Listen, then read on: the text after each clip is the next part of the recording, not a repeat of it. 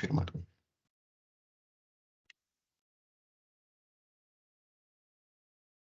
Bueno, entonces vamos a comenzar de una vez con lo que respecta a la física de la visión. Aquí vamos a hablar acerca de la anatomía del ojo, vamos a hablar sobre algunos fenómenos físicos como la reflexión, la refracción, y vamos a ver su aplicación en las alteraciones de la visión, ¿no? En las alteraciones o anomalías ópticas. En primer lugar, vamos a hablar acerca de la naturaleza de la luz, vamos a ver algunas generalidades. En primer lugar, debemos mencionar que la luz es una forma de energía radiante, ondulatoria que va a existir en todo el universo. ¿Cuál es la característica de la luz? La luz, al incidir sobre órganos sensoriales, como lo es el ojo o el globo ocular, esto va a permitir distinguir los objetos. Y ya vamos a ver más adelante cómo estas ondas, porque son ondas como tal, se van a convertir en una imagen que nosotros vamos a poder percibirlo. Luego, esto sí es bastante preguntado, la luz visible, ¿no? La longitud de onda que está comprendida entre los 380 y 700 nanómetros corresponde al espectro electromagnético de luz visible. Esto siempre lo preguntan, así que si se lo pueden memorizar, sería de mucha ayuda. Entonces, entre 380 y 700 nanómetros es el espectro electromagnético visible, ¿no? Y aquí se muestra. Luego vamos a ver, vamos a ver sobre las fuentes luminosas. Estas fuentes luminosas corresponden a aquellos cuerpos que van a emitir luz por sí mismos. Entonces, estas fuentes luminosas podemos clasificarlas de dos maneras. Uno, las fuentes incandescentes y dos, las fuentes luminiscentes. En el caso de las fuentes incandescentes van a ser aquellas que emiten luz y emiten calor. Por ejemplo, aquí tenemos las velas, ¿no? Las velas, nosotros vamos a poder utilizarlas para poder ver en la oscuridad, ¿no? Y también va a producir lo que es calor, porque si tú pones tu mano por encima de estas velas, obviamente vas a sentir dolor, ¿no? Te vas a quemar. Por eso es que es una fuente incandescente, porque emite luz y calor. También podríamos ver las fogatas, las hornillas de las cocinas, etc. Por su parte, las fuentes luminiscentes, estas van a emitir solo luz. Por ejemplo, aquí tenemos a la luciérnaga, ¿no? Que estos van a ser unos insectos que van a, a emitir luz, ¿no?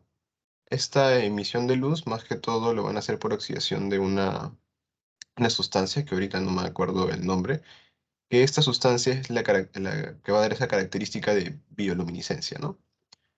Algunos de los estudios mencionan que esta característica que tienen las luciérnagas es para poder aparearse. Ahora sí vamos a hablar acerca de algunos fenómenos con respecto a la reflexión y refracción. En este caso, la refracción va a ser un poco más importante, pero la reflexión también nos va a servir como base para poder entender un poco más la refracción.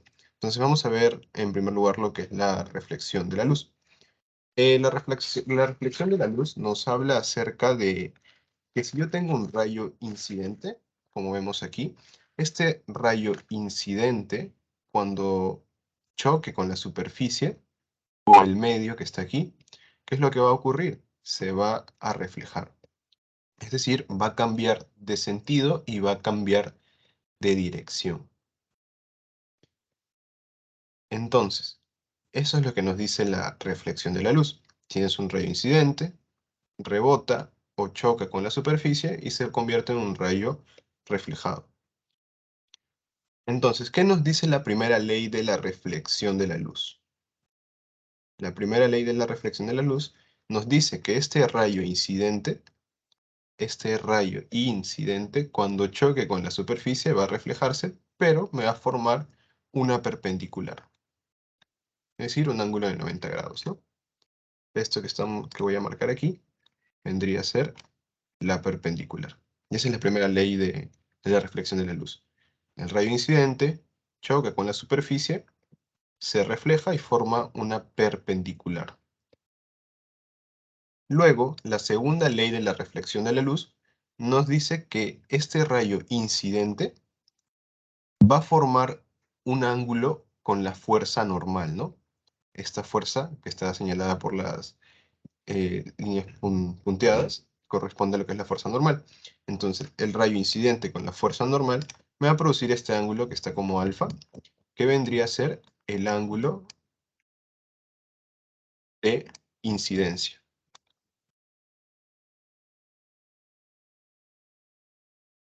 Por su parte, el rayo reflejado con la fuerza normal me va a producir otro ángulo, pero en este caso se va a denominar como ángulo de reflexión. Entonces, ¿qué nos dice la segunda ley? La segunda ley nos dice que el ángulo de incidencia, es decir, alfa, va a ser igual al ángulo de reflexión, es decir, beta. Entonces, eso es más que todo lo que vamos a ver sobre la reflexión. En verdad son muy pocas cosas las que vamos a ver sobre la reflexión, más vamos a hacer hincapié sobre la refracción.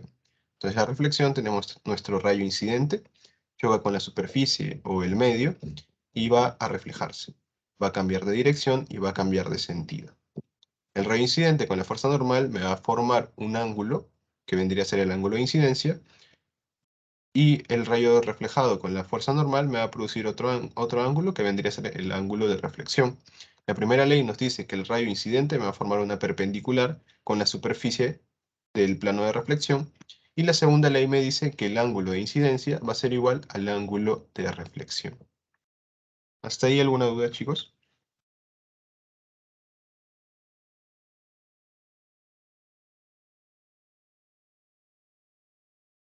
Entonces, continuamos. Ahora sí vamos a hablar un poco más sobre la refracción de la luz, porque eso es un poco más importante, dado que cuando hay alteraciones o anomalías de la refracción, ¿qué es lo que va a pasar? Me va a producir alteraciones de la visión, y esto se le va a conocer como ametropías. Entonces, las alteraciones de la refracción de la luz o anomalías de la refracción de la luz se va a conocer como ametropías. Y más adelante ya vamos a hablar algunas de estas ametropías, ¿no? Entonces, vamos a ver un poco sobre la refracción. Al igual que en la reflexión, vamos a tener un rayo incidente. La diferencia es que aquí vamos a tener dos medios. Este rayo incidente va a tener que atravesar dos medios. El medio 1, que encontramos aquí, que corresponde a lo que es el aire,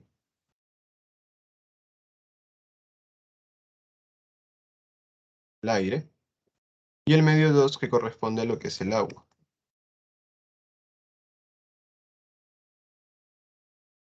Entonces, tenemos nuestro rayo incidente y cuando esté por la frontera, es decir, ese cambio que va a haber entre el medio 1 y el medio 2, ya no se va a reflejar como ocurría en la reflexión, sino que va a atravesar el medio 1 y se va a dirigir hacia el medio 2. De tal manera de que aquí mm, no ha cambiado de sentido, pero sí de dirección, a diferencia de la reflexión que sí cambiaba de sentido y de dirección. Al igual entonces que en la reflexión, también vamos a tener el ángulo de incidencia, que es este de aquí, ¿no? Que se muestra con alfa 1, que vendría a ser eh, el ángulo formado entre el rayo incidente y la fuerza normal, ¿no? Que vendría a ser el ángulo de incidencia.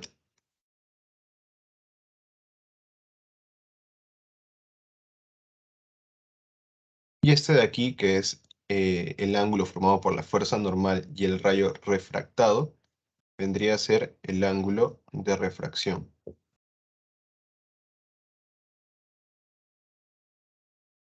¿Sí? ¿No? Entonces tenemos nuestro rayo incidente, atraviesa el medio 1, pasa hacia el medio 2 y cambia de dirección. Nuestro ángulo de incidencia, que es representado por alfa 1, y mi ángulo de refracción, representado por alfa 2. Otro punto que vamos a ver acá en lo que respecta a refracción de la luz es el índice de refracción.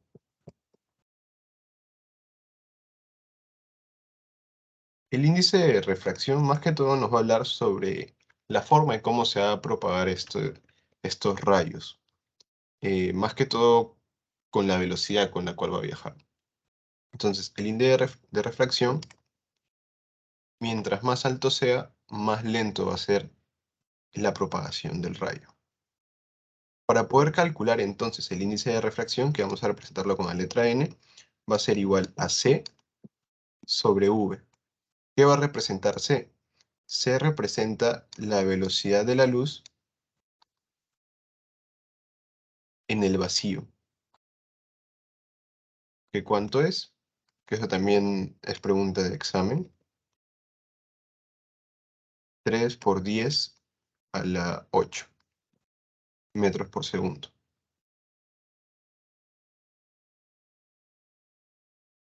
Y la V representa la velocidad de la luz, pero en el medio. Es decir, la velocidad que está en el medio 1 o la velocidad que está en el medio 2. Entonces, unos datos que, bueno, son más que todo para hacer de ejemplo, es que el aire tiene un índice de refracción de 1, el agua tiene un índice de refracción de 1.33, y el diamante, por ejemplo, tiene un índice de refracción de 2.42. Entonces, en sí no es importante que se aprendan estos datos, ni la fórmula del índice de refracción. Más que todo tienen que saber que a medida de que aumente el índice, a medida que aumente el índice, entonces la velocidad de propagación va a ser más lenta. Eso más que todo. Por eso es que en el aire la velocidad de refracción es mucho más rápida, porque el índice de refracción es menos. Mientras que en el agua el índice de refracción es mayor, por lo tanto la velocidad de propagación es más lenta. Otro dato que también nos ayuda a ver lo que es la refracción es la ley de Snell. La ley de Snell vendría a ser una relación matemática que se puede calcular de la siguiente manera. La ley de Snell nos dice que el índice de refracción del medio 1 por el seno de alfa 1, el seno de alfa 1, va a ser igual al índice de refracción del medio 2 por el seno de alfa 2. Y eso sería todo con respecto a la refracción. En sí no se tienen que aprender la ley de Snell, no se tienen que aprender el índice de refracción, porque en verdad no les va a ser muy útil con respecto al curso, ni para el examen, pero sí tienen que tener en cuenta algunas generalidades, ¿no? Al menos cuando les pregunten sobre qué es el índice de refracción, tienen que decir que más o menos es la forma en cómo se propaga el rayo, ¿no? La velocidad más que todo. No se olviden, a medida que aumenta el índice de refracción, la velocidad de propagación va a ser más lenta. Hasta ahí, chicos, ¿alguna duda?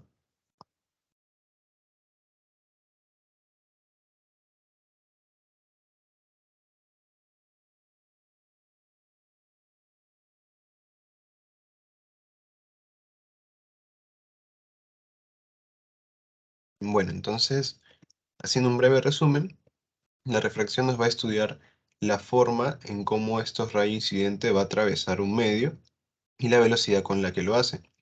Cuando hay alteraciones en la refracción o anomalías en la refracción, vamos a denominarlo como ametropías, y esto va a condicionar una alteración óptica, es decir, vamos a tener una visión deteriorada.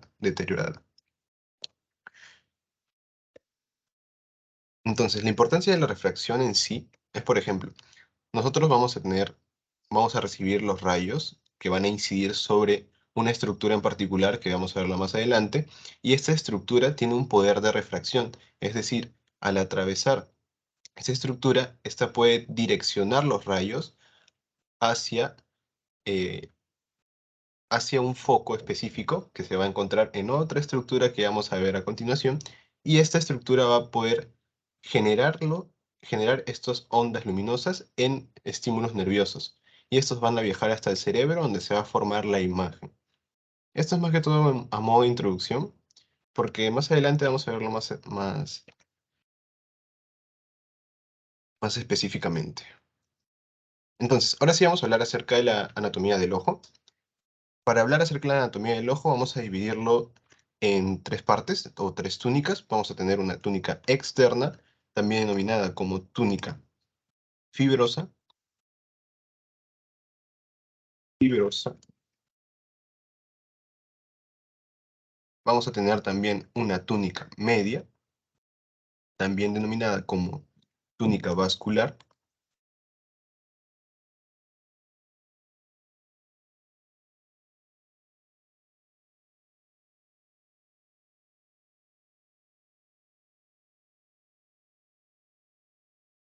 Y en tercer lugar vamos a tener una túnica interna, o simplemente también lo llaman como retina.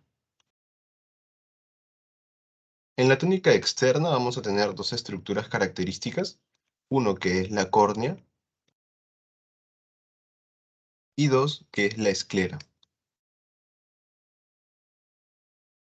En la túnica media vamos a tener tres estructuras. Uno que es el iris, dos que va a ser el cuerpo ciliar y tres que va a ser la coroides. Y a nivel de la túnica interna, o también llamada como retina, vamos a encontrar al epitelio pigmentario de la retina y a la retina nerviosa.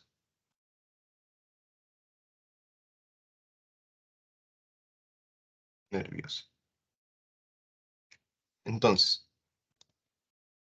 nuestro ojo, que va a ser un órgano sensorial que va a estar en relación con lo que es el sentido de la vista, vamos a dividirlo anatómicamente en tres túnicas: una túnica externa, también denominada como túnica fibrosa, una túnica medio, también denominada como túnica vascular, y una túnica interna o simplemente retina. En la túnica externa vamos a encontrar a la córnea y a la esclera. En la túnica media vamos a encontrar al iris, al cuerpo ciliar y a la coroides. Y en la túnica interna vamos a ver al epitelio pigmentario de la retina y a la retina nerviosa.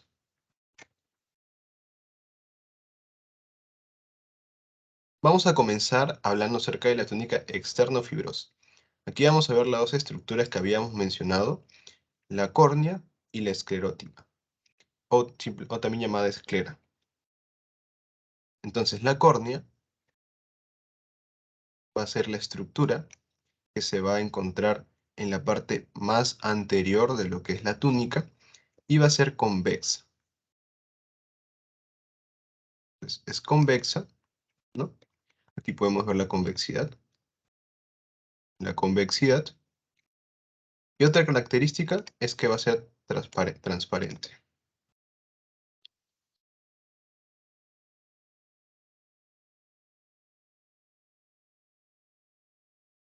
Entonces, transparente y convexo. Esas son dos de sus principales características de la córnea. Otra característica que les había mencionado es que la córnea también va a tener cierto poder de refracción. Es decir, que esas ondas luminosas que habíamos mencionado, esos rayos luminosos, iban a incidir sobre la córnea y ésta podía refractarlos, es decir, cambiar su dirección.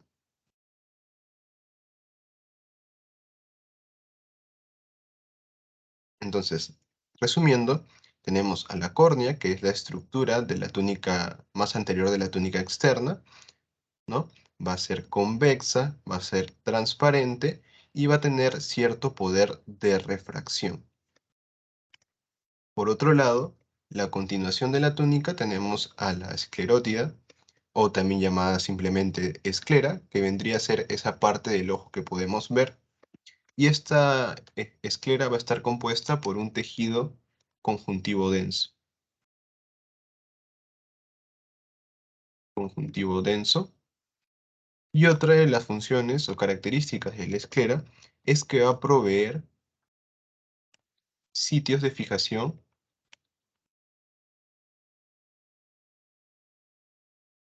para los músculos encargados de mover al ojo.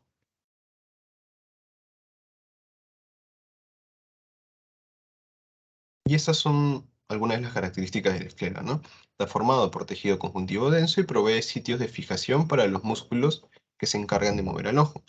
Entonces, esta esclera, como ven, va a estar rodeando a las otras túnicas, que bueno, aquí no se muestra, pero las otras túnicas van a estar por debajo. Y lo que va a pasar es que esta esclera va a bordearlas, va a rodearlas, va a rodearlas, va a rodearlas, pero va a llegar un momento en que ya no va a rodear a las túnicas. ¿Por qué? Porque aquí vamos a encontrar al disco óptico. Entonces la esclera me va a rodear o me va a cubrir a las otras túnicas, exceptuando al disco óptico. Ahí ya no lo rodea, ya no lo cubre. Y esas son las dos estructuras que vamos a encontrar en la túnica externa. La córnea, convexa, transparente, anterior y posee poder de refracción. Esclerótida se encarga de proveer sitio de fijación para los músculos que se encargan de mover el ojo. Está formado por tejido conjuntivo denso y va a rodear a las otras túnicas o va a cubrir a las otras túnicas, exceptuando a nivel del disco óptico. ¿Hasta ahí alguna duda, chicos?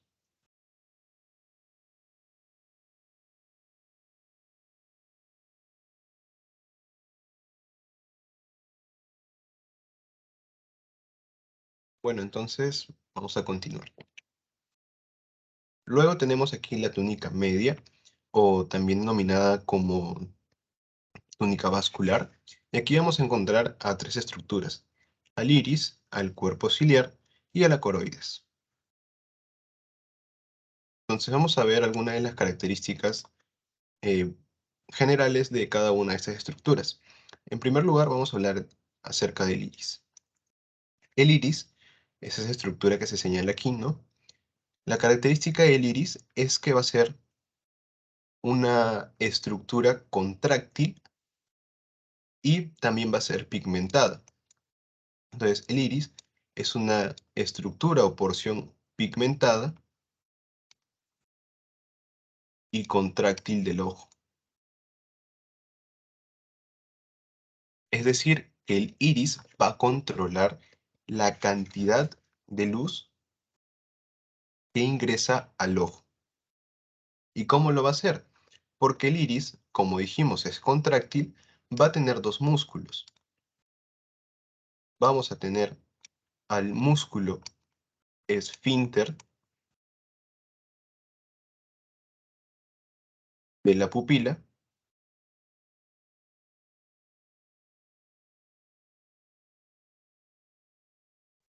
y vamos a tener al músculo dilatador de la pupila.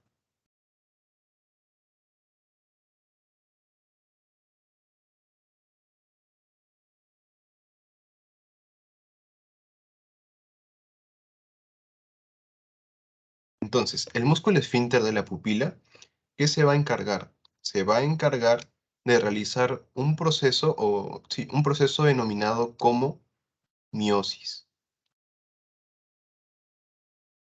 Mientras que el músculo dilatador, como su mismo nombre lo dice, va a producir una dilatación, pero ese no, de la pupila, pero va a llevar el nombre de midriasis. Entonces, la miosis, ¿qué corresponde? Es una contracción o una disminución del diámetro pupilar para generar que entre menor cantidad de luz, mientras que el músculo dilatador de la pupila va a producir lo que es la midriasis, y es lo contrario, es un aumento del diámetro pupilar para que entre mayor cantidad de luz. Otro dato importante es que el músculo esfínter de la pupila va a ser inervado por el sistema nervioso parasimpático,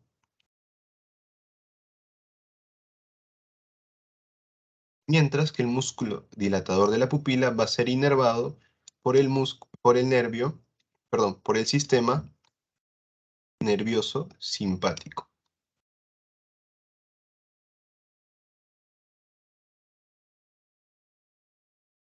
No se olviden, el iris, porción pigmentada y contráctil del ojo, va a determinar la cantidad de luz que ingresa al ojo y vamos a tener dos músculos. El músculo esfínter de la pupila se encarga de la miosis, es decir, la reducción del diámetro pupilar para que entre menor cantidad de luz, y va a estar inervado por el sistema nervioso parasimpático.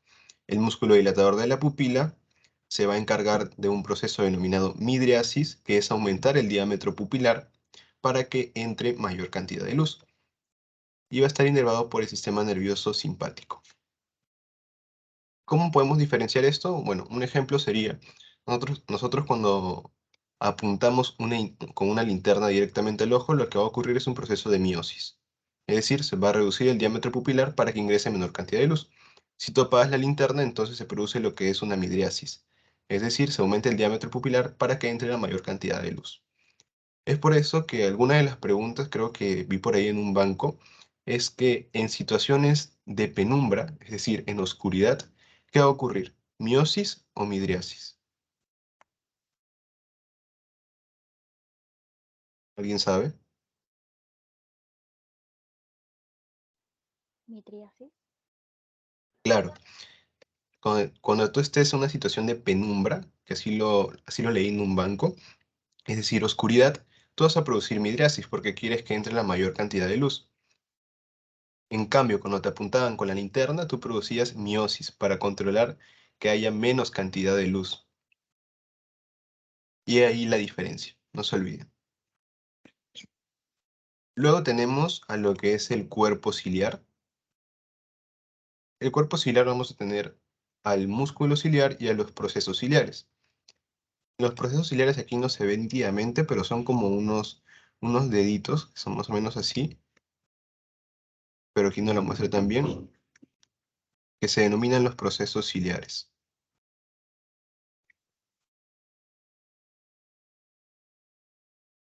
Y el músculo vendría a ser esto, ¿no?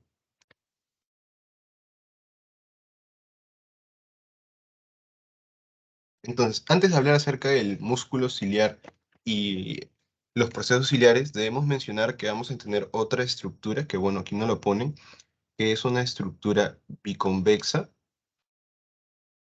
¿no? Biconvexa, más o menos así, biconvexa, que se denomina como cristalino. Vamos a ponerlo por aquí. El cristalino.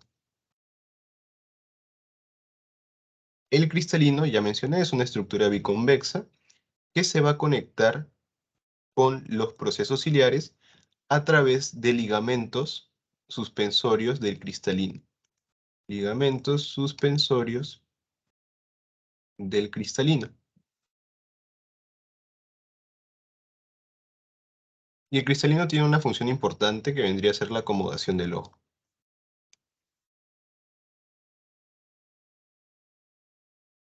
que lo va a hacer en compañía del músculo ciliar, que ahorita lo voy a mencionar.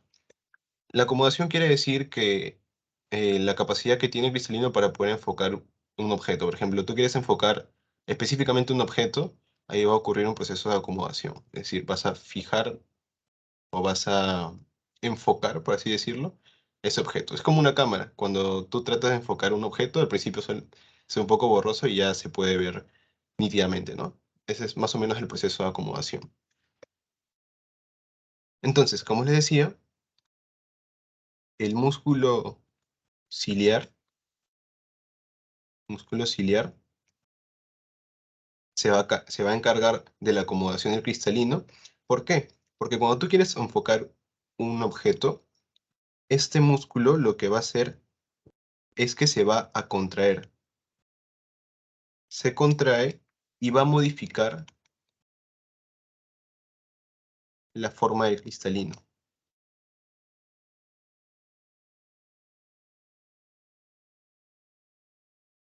Y de esta manera vas a poder enfocar el objeto. Entonces el músculo ciliar se contrae, me modifica la forma del cristalino y se puede enfocar el objeto en cuestión. El cristalino, ¿cómo va a estar unido a los procesos ciliares? A través de unos ligamentos denominados ligamentos suspensorios del cristalino, que es lo que estoy poniendo con morado. Ligamentos suspensorios del cristalino.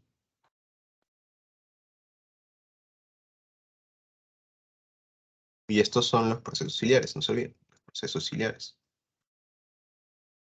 Procesos ciliares. Otra característica bastante importante de los procesos ciliares es que van a producir el humor acuoso. El humor acuoso también va a tener es una sustancia que se va a encargar de nutrir a la córnea y también al cristalino.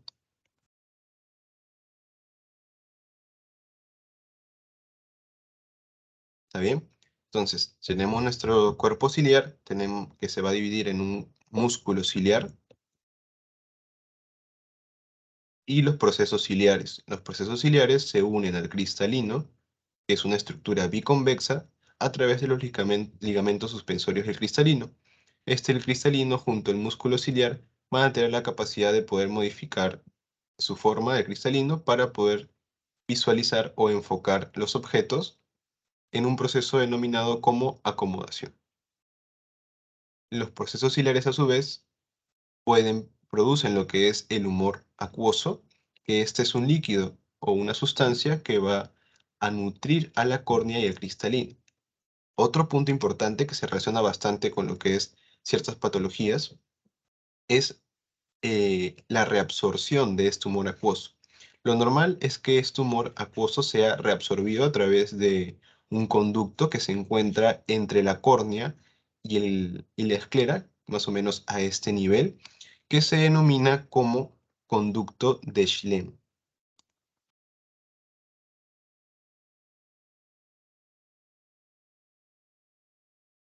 Conducto de Schlemm.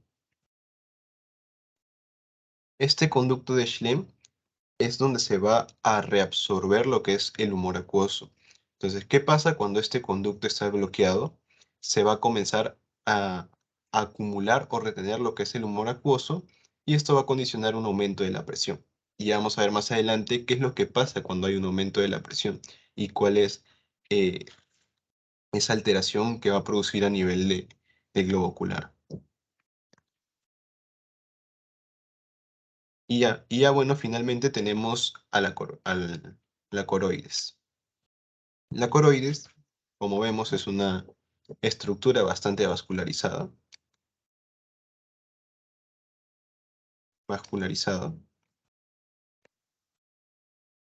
Y otra característica es que va a contener al pigmento melánico.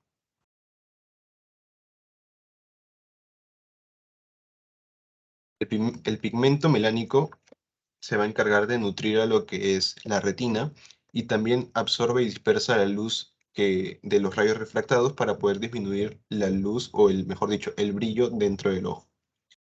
Entonces, más que todo eso, ¿alguna duda, chicos, con respecto a la túnica media?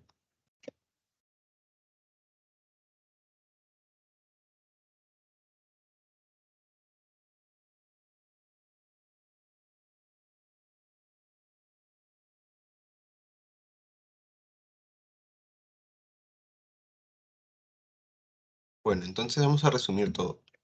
Tenemos nuestra túnica media, también denominada como túnica vascular.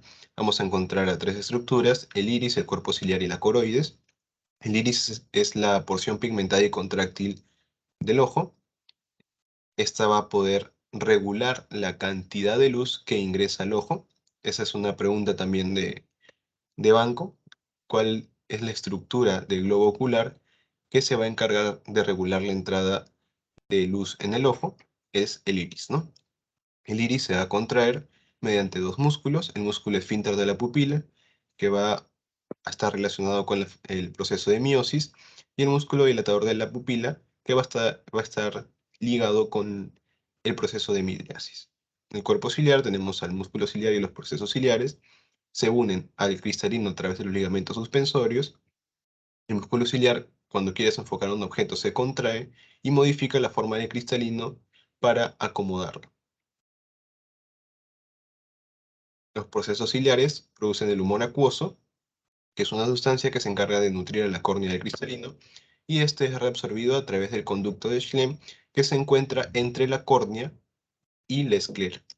Y finalmente tenemos a la coroides, que es una estructura bastante vascularizada, contiene el pigmento melánico, que se encarga de nutrir a la retina y también absorber y dispersar el brillo dentro del ojo.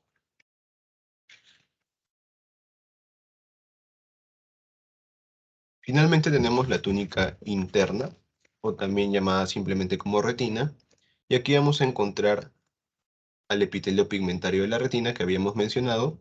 Este epitelio es un epitelio cúbico simple,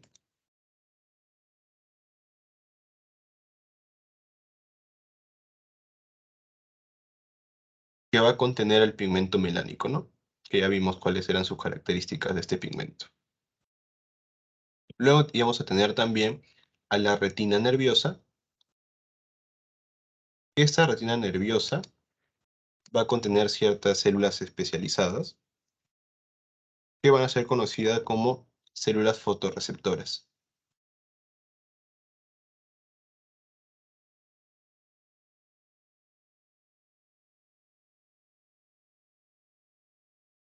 Estas células fotorreceptoras van a ser conocidas como los conos y los bastones.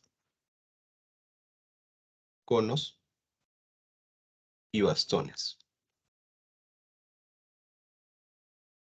Los conos van a estar más en relación con la percepción de los colores y los bastones van a estar más en relación con la visión nocturna.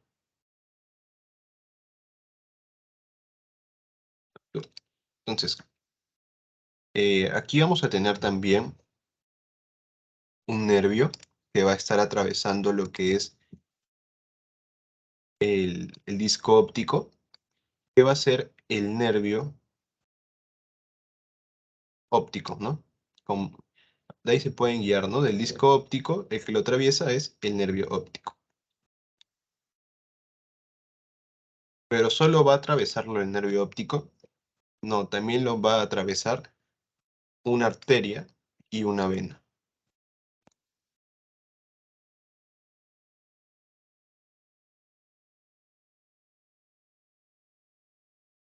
Una arteria y una vena, ¿no? ¿Qué arteria y qué vena? La arteria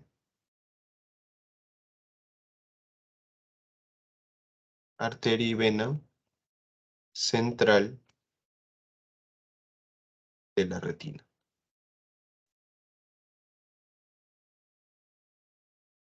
Entonces, este disco óptico va a ser atravesado por el nervio óptico y la arteria y vena central de la retina, es decir, un vano. Y bueno, otra de las características de la túnica interna es que aquí vamos a tener una depresión, como ven aquí que hay como un triangulito que vendría a ser una depresión. Eso corresponde a lo que es la mácula lútea. La mácula lútea va a rodear a la fovea, que justamente es esa depresión, a la fovea, que esta va a ser una depresión de la retina, que ¿cuál es la característica? Que va a tener la mayor agudeza visual,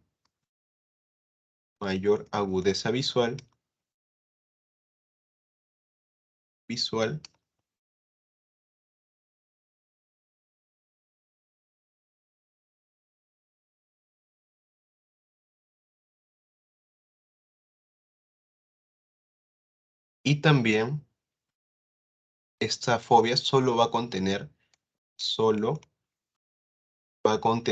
conos,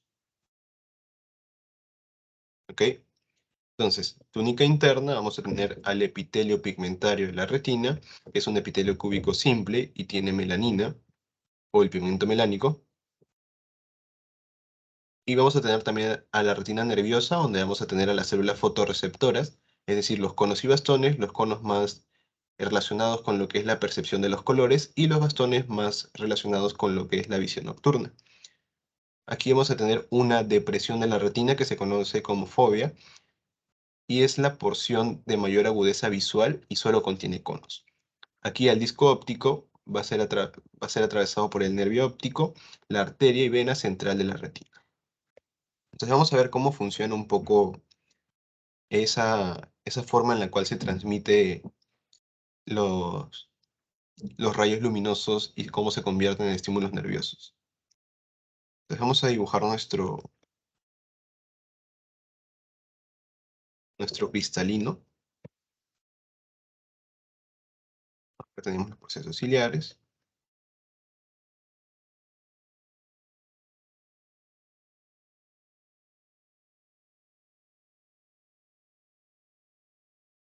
Listo. Entonces vamos a tener que los rayos de luz o los rayos luminosos van a incidir sobre la córnea. ¿Ok? Van a incidir sobre la córnea y esta córnea lo que va a hacer es que va a refractar estos rayos hacia el cristalino. Y el cristalino, me olvidé de mencionarles, es la estructura que posee el mayor poder de refracción de todas las estructuras del globo ocular. El cristalino, vuelvo a repetir, es la estructura que posee el mayor poder de refracción de todas las estructuras del globo ocular. Entonces, este cristalino, a su vez, va a refractar todos estos ondas luminosas o rayos luminosos hacia la fóvea. ¿Por qué? Porque mencionamos que la fóvea era el punto de mayor agudeza visual. Entonces va a refractar todos los rayos hacia la fóvea. ¿Ok? Entonces, estos rayos que se han refractado van a ser percibidos por los conos y en algunos casos los bastones. Entonces, los conos van a recibir esto y van a convertir estos estímulos luminosos en estímulos nerviosos. Estos estímulos nerviosos van a ir a través del nervio óptico, van a llegar al cerebro, específicamente a la región occipital, y se va a formar la imagen. Y es así más o menos cómo es que funciona todo ese proceso por el cual a través de los rayos luminosos podemos convertirlos en imágenes. Finalmente, ya para culminar con lo que es esta anatomía del ojo, vamos a ver que el globo ocular también podemos dividirlos en cámaras. Vamos a tener una cámara anterior,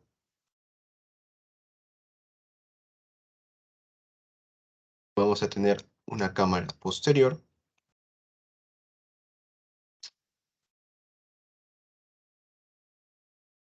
y vamos a tener también una cámara vítrea.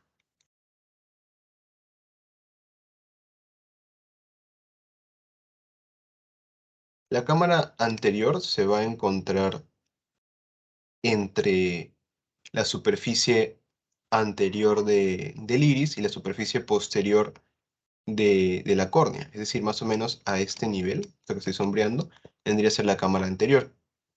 La cámara posterior se va a encontrar en la superficie posterior del iris y la superficie anterior del cristalino, es decir, más o menos por esta zona. Y la cámara vítrea se va a encontrar todo lo que esté por detrás de la superficie posterior del cristalino y la retina nerviosa. Es decir, todo esto va a ser la cámara vítrea. ¿Ok? Entonces, la cámara anterior y la cámara posterior van a estar recubiertos por lo que es el humor acuoso.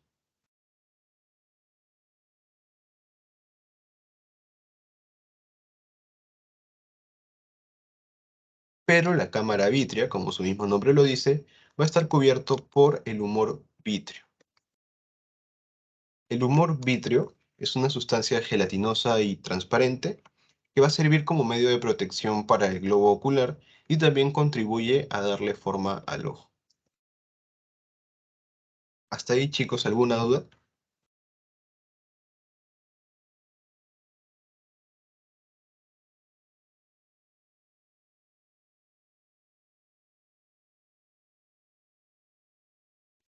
Pero no, una pregunta. En el caso de la fobia, ¿va a percibir solo conos o conos y bastones? Porque dijiste que en algunos Sí, casos bastones también. sí, solo conos. Gracias.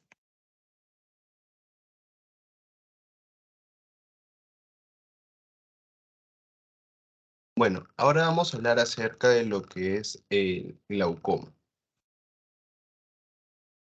El glaucoma va a ser una enfermedad que va a afectar al globo ocular, que se va a caracterizar por un aumento patológico de la presión intraocular, es decir, dentro del globo ocular, por falta de drenaje del humor acuoso y tiene como condición final una neuropatía óptica que se caracteriza por la pérdida progresiva de las fibras nerviosas del nervio óptico y cambios en su aspecto.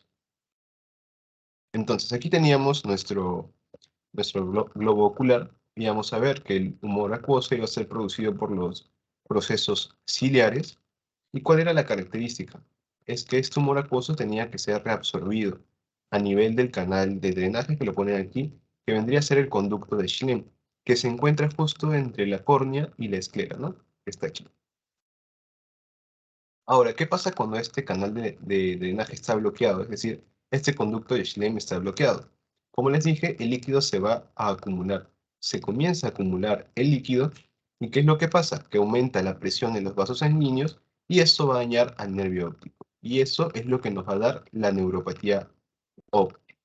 Es decir, una pérdida progresiva del nervio óptico y cambios en su aspecto. Y eso es más que todo lo que es el glaucoma. Ahora ya vamos a hablar acerca de esas alteraciones o anomalías en la refracción que lo habíamos mencionado como ametropías, ¿no? En sí, la miopía seguramente es el más conocido, sin embargo no es el más frecuente. Ya vamos a ver cuál es el más frecuente más adelante. La miopía, ya mencioné, es un error de la refracción que en este caso los objetos cercanos van a ser percibidos con claridad, pero los objetos lejanos se van a ver borrosos. ¿Y esto por qué ocurre? Porque los ojos van a enfocar las imágenes delante de la retina, en lugar de hacerlo sobre la retina. Por ejemplo, aquí tenemos un ojo hemétrope, es decir, un ojo normal, que vemos que es redondito, ¿verdad? Entonces, como les dije, estos rayos luminosos van a incidir sobre la córnea y esta córnea va a refractarlos hacia el cristalino. El cristalino, como tiene mayor poder de refracción, refracta estos rayos de luz hacia la retina, ¿ok? Hacia la retina. Esta retina percibe estas ondas a través de los conos y bastones y va a convertir estas ondas en estímulos nerviosos que van a viajar a través del nervio óptico hacia el cerebro, específicamente sobre la región occipital, y van a poder visualizarse la imagen. Esto es lo que debería ocurrir en una condición normal, ¿no? Sin alteraciones de la visión. Ahora, ¿qué ocurre en la miopía? La miopía, igual, tenemos que los rayos de luz han incidido sobre la córnea, este los refracta sobre el cristalino los refracta, pero vemos que esta refracción llega hasta aquí. Que me olvidé de mencionarles, este denomina como punto F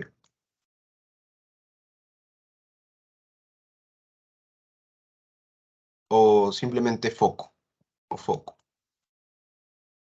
que es donde van a refractarse todos los rayos, ¿no? Entonces, aquí vemos que en el ojo hemétrope lo hacen sobre la retina, pero aquí, en el ojo con miopía, vemos que lo hacen delante de la retina, delante de la retina. ¿Y esto por qué? La causa principal de la miopía, o la más frecuente, es un aumento del eje anteroposterior del, del globo ocular. Es decir, aquí vemos que este eje está aumentado. Aquí vemos que no está normal, pero aquí vemos que está aumentado. En otras palabras, vemos que el ojo está más alargado, como si fuera un huevo. Aquí vemos como si fuera una pelotita y aquí vemos como si fuera un huevo. Entonces, como este globo ocular está alargado, la imagen ya no se va a formar en la retina, sino que se va a formar delante de la retina. Es por ello que estas personas pueden ver los objetos de cerca, pero no pueden ver los objetos lejanos. Y ahora tenemos la hipermetropía, que también es otro error de la refracción. En este caso, la hipermetropía, si bien no es el más conocido, si es el trastorno más común o más frecuente. En este caso vemos el ojo normal que ya vimos. Estos rayos van a incidir sobre la córnea, este lo va a refractar, al cristalino lo refracta hacia el punto focal de la retina o punto F, que vendría a ser a nivel justamente de la retina. En la hipermetropía, igual, los rayos se refractan hacia la córnea, cristalino, pero ya no se va a dar en en la retina, sino que vemos que se da por detrás de la retina. Entonces, ahí está nuestra diferencia entre miopía y hipermetropía. En la miopía vimos que lo hace delante, pero en la hipermetropía lo hace por detrás. ¿Y esto por qué? Porque en este caso el eje anteroposterior ya no está alargado o aumentado, sino que ahora está disminuido. Que bueno, en esta imagen no se aprecia con claridad, pero ya en la siguiente sí vamos a verlo. Y esto es lo más importante, que eso sí o sí lo van a preguntar, se los aseguro. En el caso de la hipermetropía, nosotros vamos a poder corregirlo con lentes convexos, o también llamados lentes convergentes. Y en el caso de la miopía, vamos a ver que se corrige con un lente cóncavo o divergente. Entonces, aquí estábamos viendo el resumen de lo que habíamos mencionado.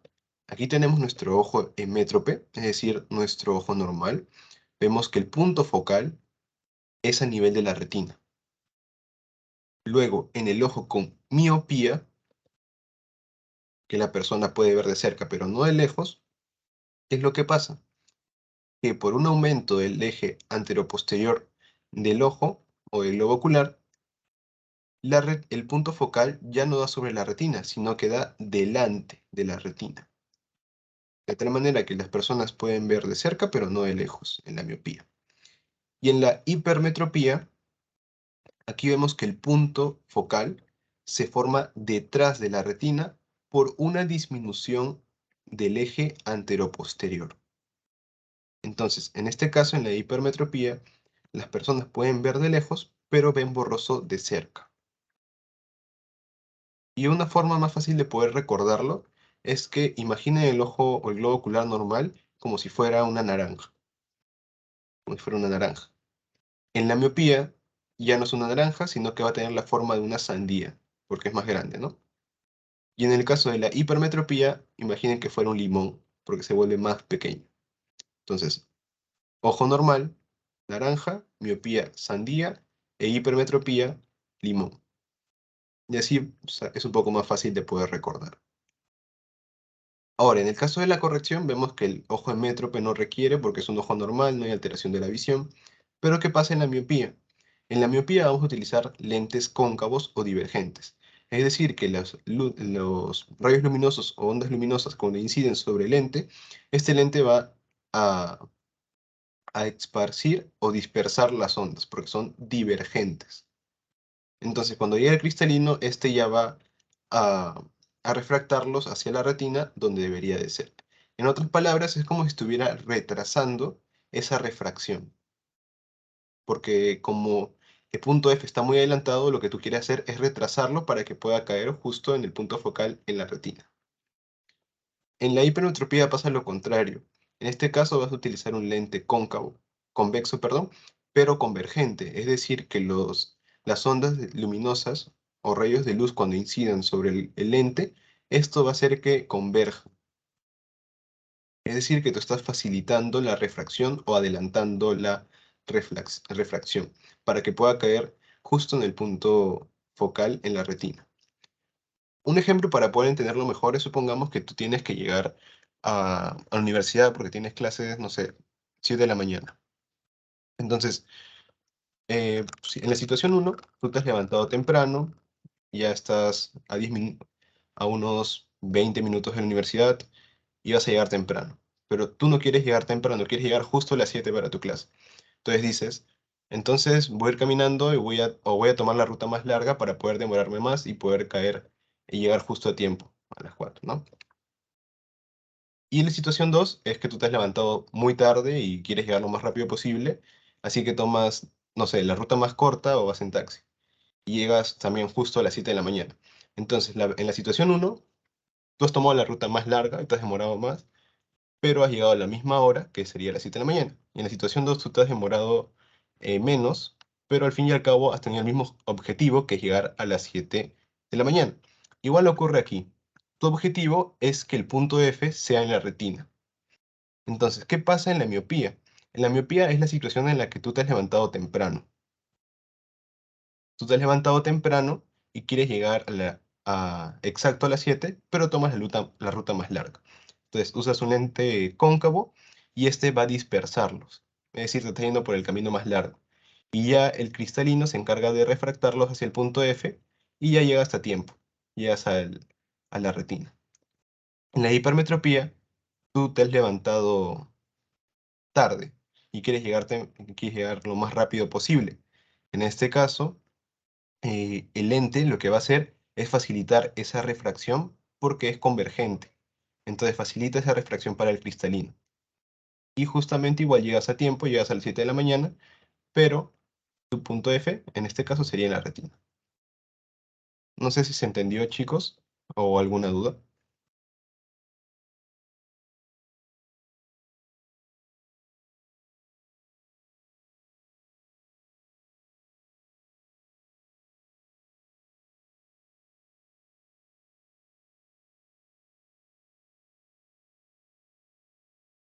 Bueno, entonces continuamos.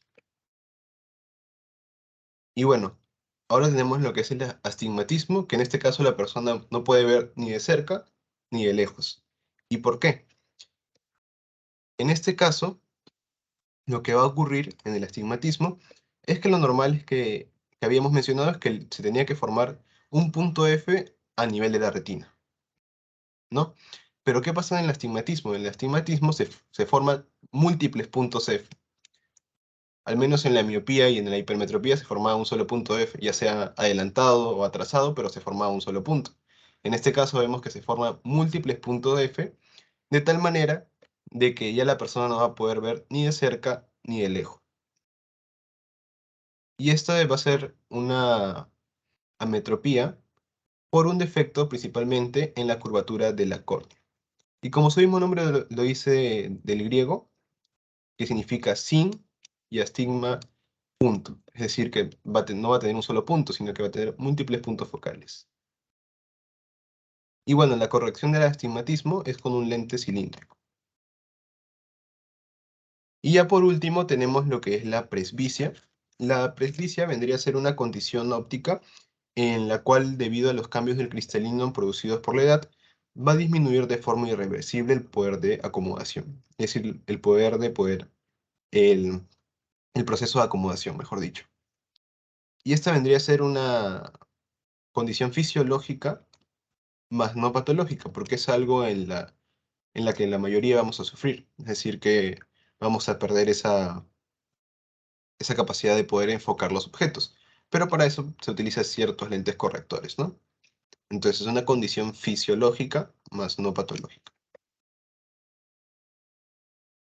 Y finalmente, como les estaba diciendo, ¿cuál era esa parte del cerebro? ¿Qué lóbulo se encargaba de la visión? El lóbulo occipital, como aquí vemos, ¿no?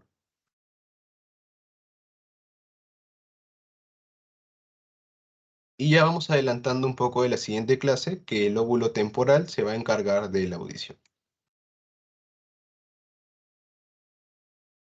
¿Hasta ahí, chicos, alguna duda?